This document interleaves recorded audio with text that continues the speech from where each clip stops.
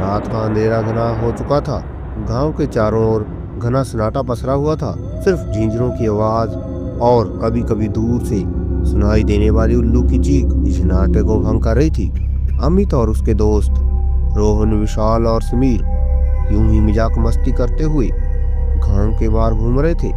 गर्मी से बचने के लिए वे खुली हवा में टहलने निकले थे, लेकिन जल्द ही उनकी नजर उस काली वीरान हवेली पर पड़ी जो गांव के बाहर सुनसान इलाके में खड़ी थी। हवेली का ढांचा जर्जरा हो चुका था।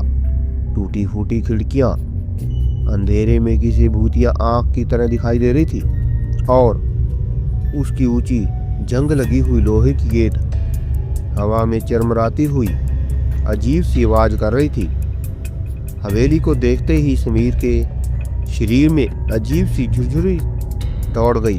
अरे, यही तो वह हवेली है जिसके बारे में दादी हमेशा डरावनी कहानियां सुनाती थी। समीर ने घबराई हुई आवाज में कहा। हाँ, सुना तो है कि वहाँ जो भी गया वो कभी लौटकर नहीं आया। रोहन ने धीरे से कहा, मानो कोई उसे सुन रहा हो। अमित ने हंसते हुए कहा, अरे, ये सब दादा नानी की कहानियां हैं, कुछ नहीं होगा, डरपोक मत बनो। लेकिन विशाल की नजर हवेली की सबसे ऊपरी मंजिल पर पड़ी जहां एक टूटी खिड़की थी। उसे लगा कि वहां कोई परछाई हिल रही थी। क्या तुमने देखा? विशाल के चेहरे पर पसीना छलकाया था। क्या देखा? अमित ने पूछा। वहां खिड़की पर कोई था। विशाल ने कांपते हुए इशारा किया। चारों ने टॉर्च की रोशनी हवेली की ओर डाली, लेकिन वहां कुछ भी नहीं था।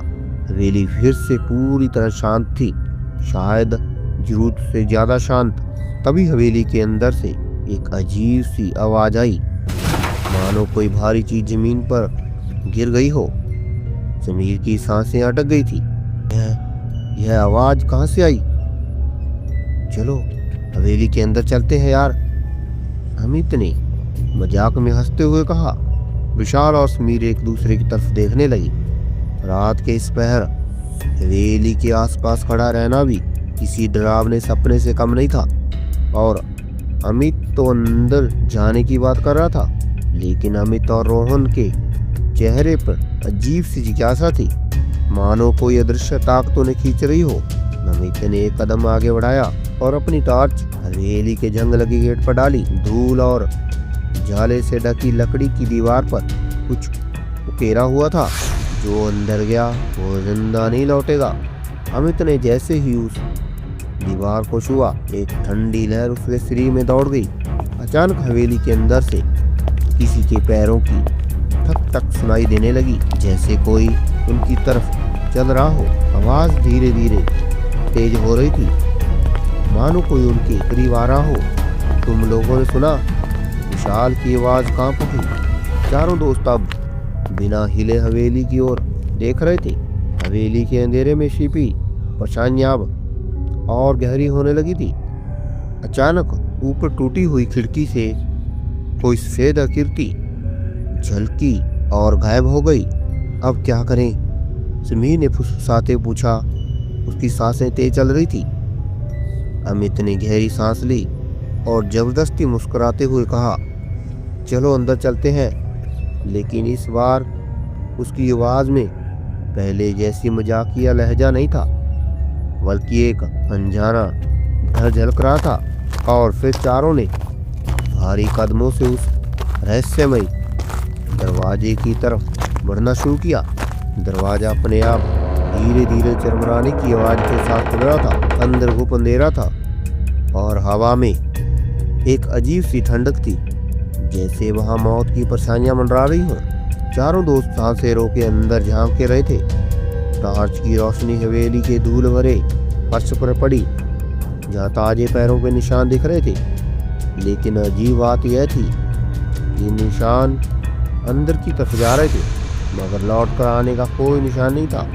कोई यहाँ है, समीर ने कांपती आवाज में कहा। कौन होगा?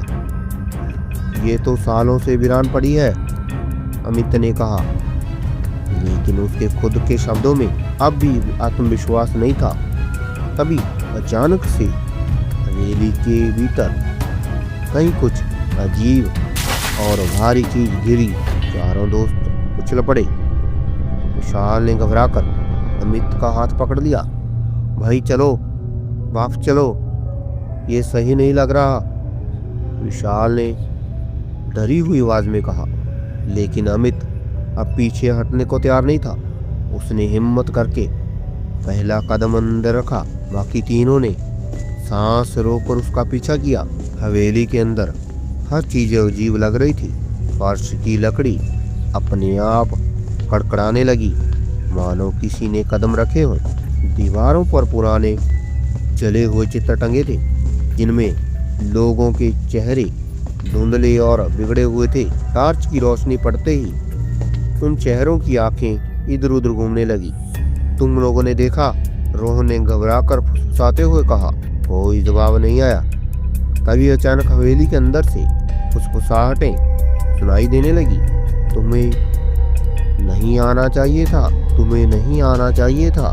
चारों दोस्तों का खून जम गया। विशाल ने रोहन की बाजू पकड़ ली और समीर का गला सूखने लगा। यह कौन बोल रहा है?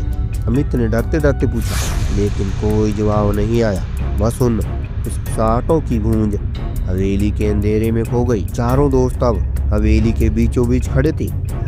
अचानक उनकी नजर लकड़ी की पुरानी टूटी सीढ़ियों पर पड़ी, जहाँ एक परछाई खड़ी थी। एक लंबी दुबली आकृति। उसकी आंखें गहरी थी, जैसे उसमें असीम गहराई हो। उसके सफेद कपड़े हवा में हिल रहे थे, लेकिन वहाँ हवा का एक झोंका तक नहीं था। बाहर भागो, विशाल ने जोर से चिल्लाया। चारों दोस्त भागने लगे, लेकिन तभी दरवाजा जोर से बंद हो गया। अब वे अंदर फंस चुके थे।